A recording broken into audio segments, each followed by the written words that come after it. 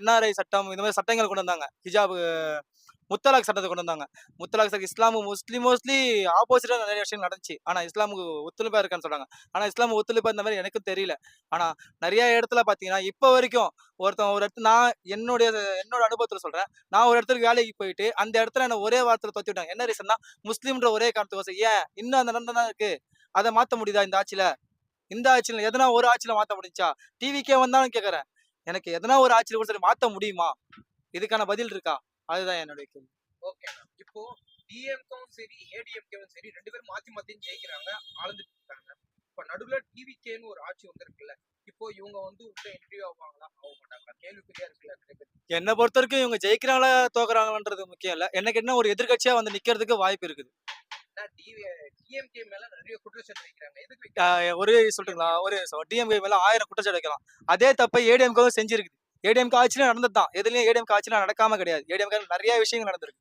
டிஎம்கேலயும் நெறைய விஷயங்கள் நடந்திருக்கு. இவங்க ஆப்போசிட் பேசிட்டு தான் இருப்பாங்க, பழகின்னு தான் இருப்பாங்க. ஆனா மேலோகத்துல அவங்க பாட்டுன்னு அவங்க வேலைய பார்த்துன்னு தான் இருக்காங்க. கீழ இருக்க நாங்க தானே கஷ்டப்பட்டுக்கிறோம். வேலை இல்லாம கஷ்டப்பட்டுக்கிறோம். ஏன் இப்போ எத்தன தலைவர்கள் போறாங்க, வராங்க. ஆட்டோ கேஸ் இல்லாம நான் ஆட்டோ ஓட்டிட்டு இருந்தேன். 1 மாசம் ஆகுது நான் இப்ப ஆட்டோ ஓரம் கட்டி. என் பொழப்பு நான் வருது. 3 மாசம் டியூ கட்டல ஆட்டோக்கு நானு. கேஸ் இல்ல. ஒரு இடத்துலயும் போயிட்டு 100, 150 வண்டிக்கு மேல கியூல நிக்கிறேன். போலீஸ்காரன் வந்தா என்ன அடிக்கிறாங்க. இதெல்லாம் நான் எங்க போய் சொல்ல முடியும்? எங்க போய் நிக்க முடியும்? எந்தனா ஒரு ஆட்சி சரி பண்ணுச்சா? ஏன் இதே ரோட்ல தானே சிஎம் போறாரு. இதே ரோட்ல தானே அமைச்சருங்க போறாங்க. இதே ரோட்ல தானே எல்லாரும் போறாங்க. அவங்க கண்ணுக்கு தெரியலையா? எல்பிஜி தட்டுப்பாடு வந்து ஆட்டோங்க லைன்ல நிக்கிறது தெரியலையா?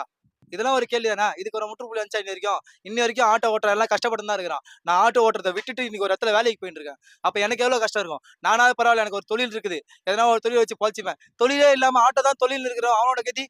சரி, ஓகேவா. டிவிகே தலைவர் தளபதி வந்தாருன்னா பெண்களுடைய கழுப்பழிப்பும், கஞ்சா போதை, ஊழல், இந்த பெட்ரோல் இது எல்லாமே வந்து மாறும்னு நீங்க சொல்றீங்க.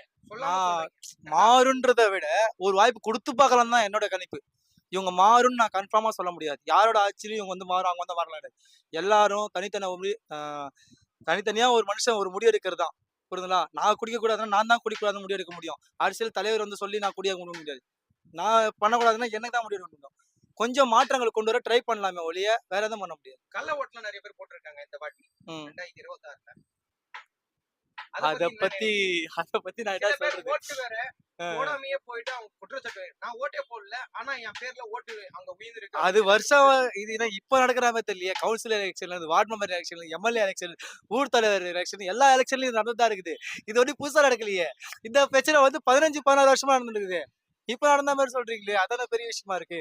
என்ன பெரிய விஷயமா இப்ப பேசப்படுதுன்னா இப்பதான் பேசப்படுது. காரணம் என்னன்னா, இப்ப டிவிக்குன்னு ஒண்ணு புதுசா வரவும் அதுக்கான ரீசன் கொண்டு வராங்க.